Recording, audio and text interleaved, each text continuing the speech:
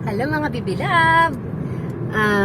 Ngayon, may papuntahan kami. Kung makita niyo po yung auto, punong-puno ng mga gamit. Kasi, Wuhin, Farenver, baby? Italien. Oh, pupunta kami ng Italy. With auto lang, sobrang layo. Tapos si Ronnie, natutulog pa kasi maaga ko siya ginising.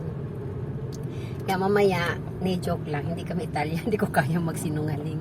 Magka-camping kami 3 days kasi kaya medyo madami kaming gamit na dinala kasi medyo malamig pa. Malamig na or ano ba kasi summer pa naman. Kaso sobrang init ay lamig na dito sa Germany, hindi namin alam, parang ang aga ng autumn season. Kaya ayon, papunta na tayo doon kung saan kami magka-camping. Sana lang hindi kami maligaw at pag naligaw pa man din, sobrang mainit ang ulo namin pareho.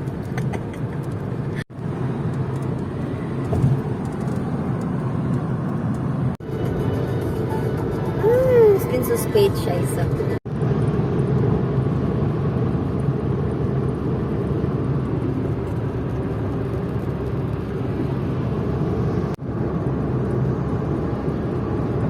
Nicht so lange vorbereiten. Ich habe Ayan, nandito na tayo. Hananap lang namin kung saan kaming area. Ang ganda dito. so, dann kommen wir an eine Kreuzung und dann müssen wir rein. Ayun, mga bibilabs, nandito na kami. Pero kami ang pinakauna. Kaya mag-aantay pa kami ng 4 na oras. Kasi alas 4 ngayon, alas 12 pa lang. Tapos 12 daw dadating yung mga kasama. Itong asawa ko, sinabihan ko siya na you're very excited to go here. Tapos magugutom tayo, hindi tayo makapag-grillan kasi nga meron pang mga guidelines na dapat namin malaman. Baka biglang mag-grill ako tapos bawal pala. Ang dami dito. Yun ang hirap dito sa Germany. Kailangan susunod ka talaga kung ano yung law nila. Yan. Yan, meron kaming lake. Pero, iwan ko kung makakaligo sila dahil malamig. Kahit nga, wala kasing araw eh. Wala namang hangin din, pero malamig siya konti. Haggard na haggard ako kasi itong asawa ko naman, hindi. Buti nakapagkilay pa ako eh, kasi nagilamos ako eh. Sabi ko, hindi nga ako makakaalis na hindi ako maglagay ng kilay kasi nga, wala nga talaga akong kilay. Gusto ko may kulay. Ayan. Dito kami, mamaya, dito kami matulog ng 3 araw. Yung asawa ko kasi, very adventurous. Adventurous ba tawag nun? Yung gusto niya yung mga ganito, camping-camping. Gusto niya maraming activities. Yung halimbawa, ayaw niya magtambay sa bahay.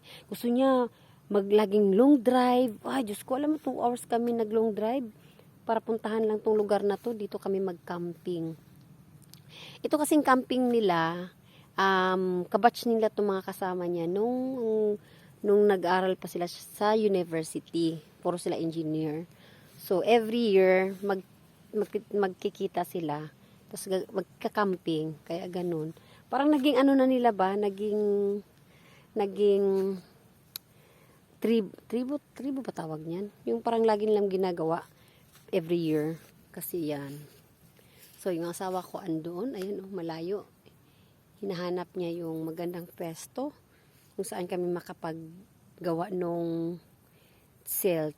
Ano bang silt nga? Nakalimutan ko. Tent namin. So, kung makikita nyo yung mga previous na na mga vlog, malaki yung tent namin noon. Ngayon, bumili ang asawa ko ng bago kasi ayaw ko nga noon. Stress ako pag pinatayo na namin yun kasi sobrang laki. Tapos kailangan pa mga ilang minuto, 30 minutes yata matatapos namin yun. Kaya ito, madali lang daw to. Kaya sabi ko, gusto ko mag-enjoy sa camping, hindi yung nai-stress ako, pero yung buhok ko. Hindi kasi ako naligo na ilang araw. Kaya hindi siya dry, maraming oil, yan. So, mamaya ulit mga baby labs. Yung asawa ko.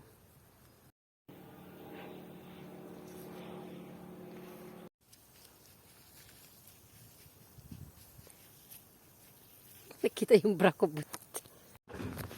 Ayun, nagutom kasi kami kaya lumabas muna kami doon sa lake at naghanap kami ng makakainan.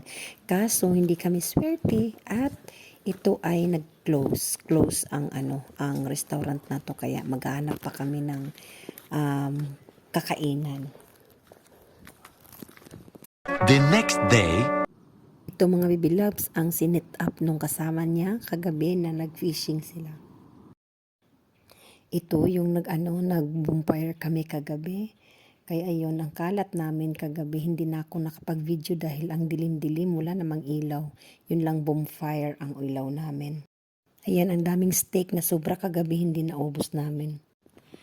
Pumasok ako dito sa auto mga bilabs kasi medyo malamig talaga.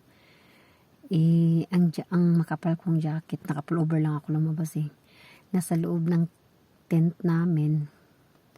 Hindi naman ako makakapasok kasi nandun na si Jens. Ayaw ko maistorbo yun kasi kapapasok lang din niya sa tent na to para matulog mag-alas 6 na, 5:30 na yata siya pumasok. Kaya dito na lang ako sa loob ng kotse. Medyo marami din naman pero okay kaysa labas. Kaya yun ako, higa-higa muna ako dito sa ay nako, si Ronnie nandoon katabi ng papsi niya.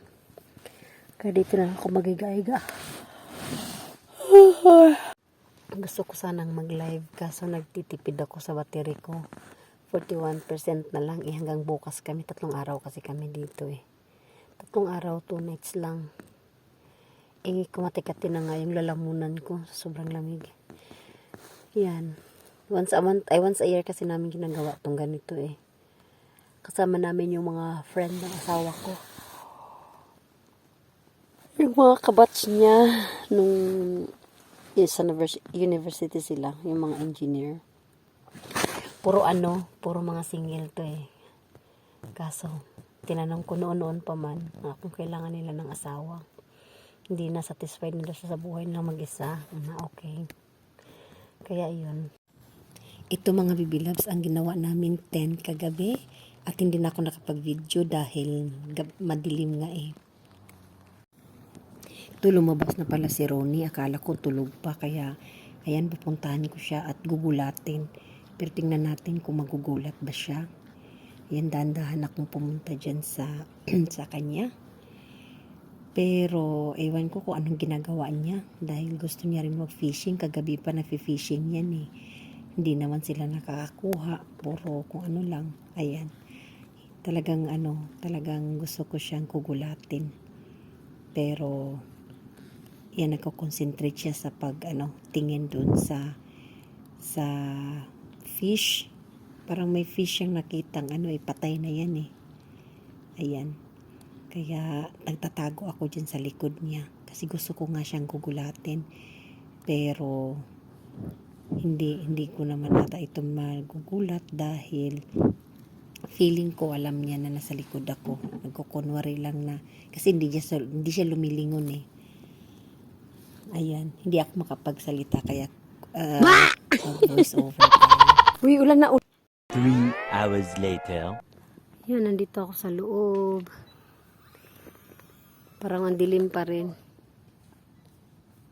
Yan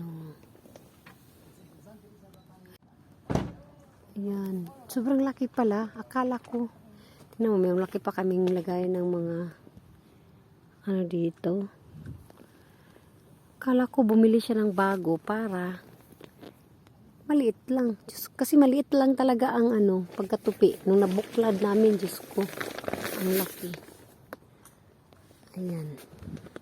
Mas malaki pa ito sa luma namin. Hindi pa ngayon sira. Bumili naman siya ulit. Ayan. Ayan.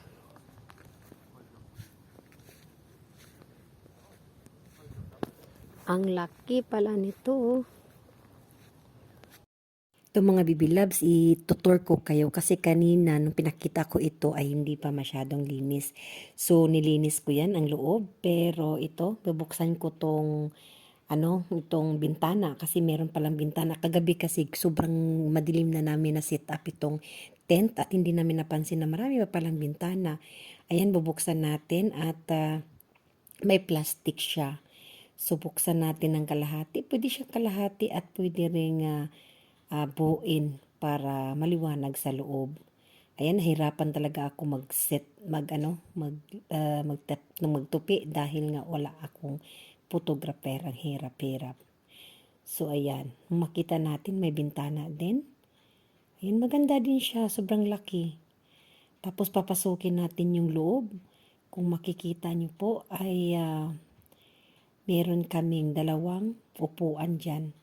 Tapos yung sa gilid, sana, meron kaming lamisa dyan pero nilabas namin kasi sa labas kami kumain.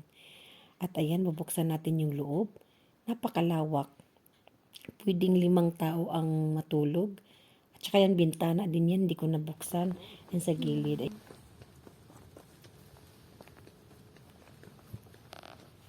Doon kami magluluto sa yung lagayan namin ng yung table namin nandoon sa labas. Kasi doon kami kumain, kaso umulan. Iwan ko. Pero doon kami, nahirapan ako magsalita. Doon na kami kumain kagabi. Pero ngayong umaga, nauna akong nagising, hindi ako kumain. Nandoon pa rin sila. Umuulan. Kaya, ayun. Nasa gilid lang yung magamit namin kasi isa lang table na dala namin kasi ang liit lang ng auto tapos ang dami namin gamit. Hindi nala.